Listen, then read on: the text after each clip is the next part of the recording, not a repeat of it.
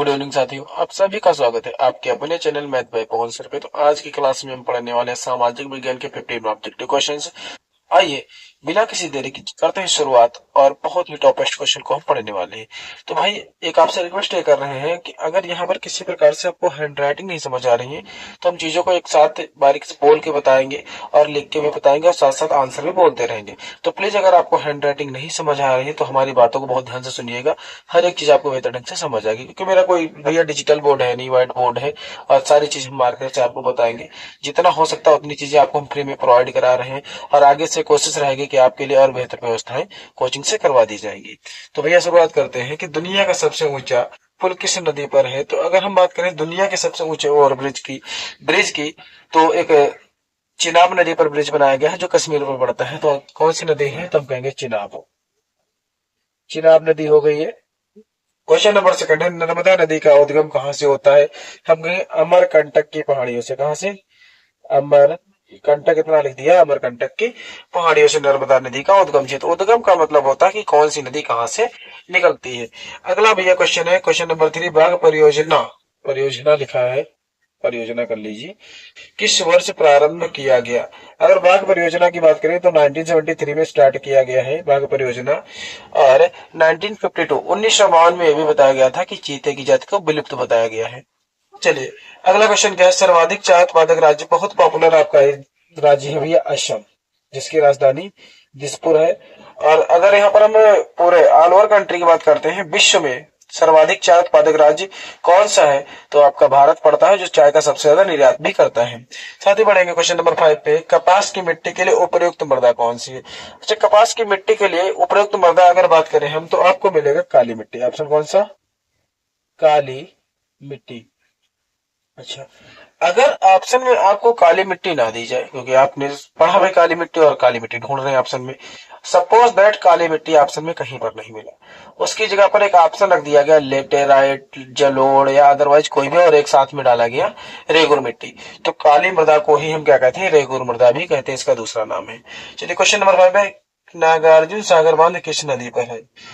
तो इसको एक याद करने की ट्रिक भी है कि जब अपनी बॉल जो कन्हैया जी ने एक उसमें समुद्र में फेंक दी थी और उसको जब कन्हैया जी निकालने के लिए जाते हैं तो कालिया नाग के ऊपर सवार होकर आते हैं। कौन आता है? कृष्ण जी।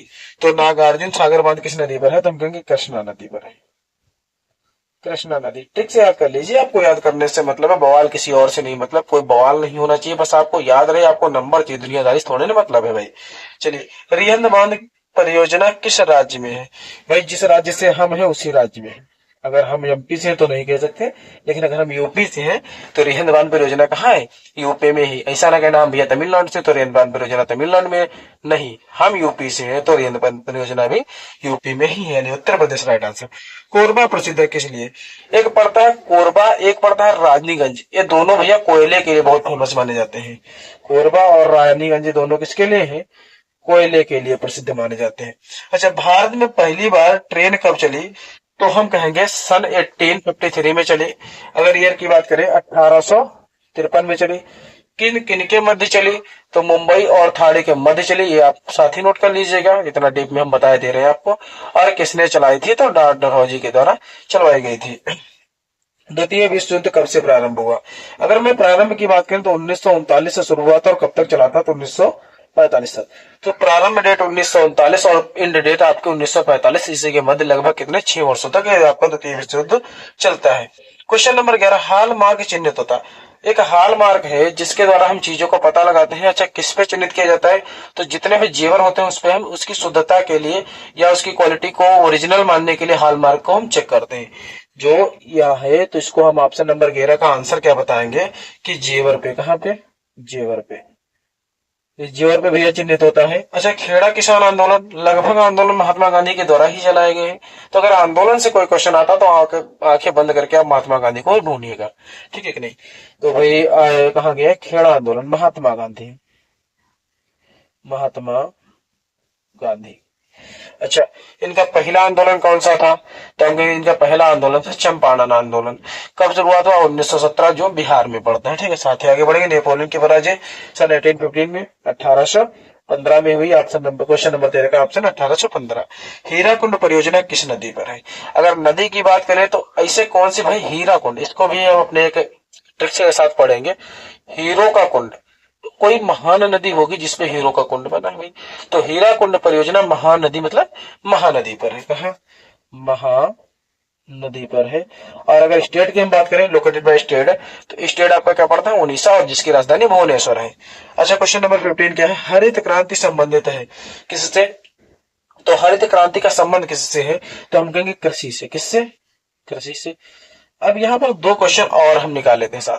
अच्छा, भारत में हरित क्रांति के जनक कौन है?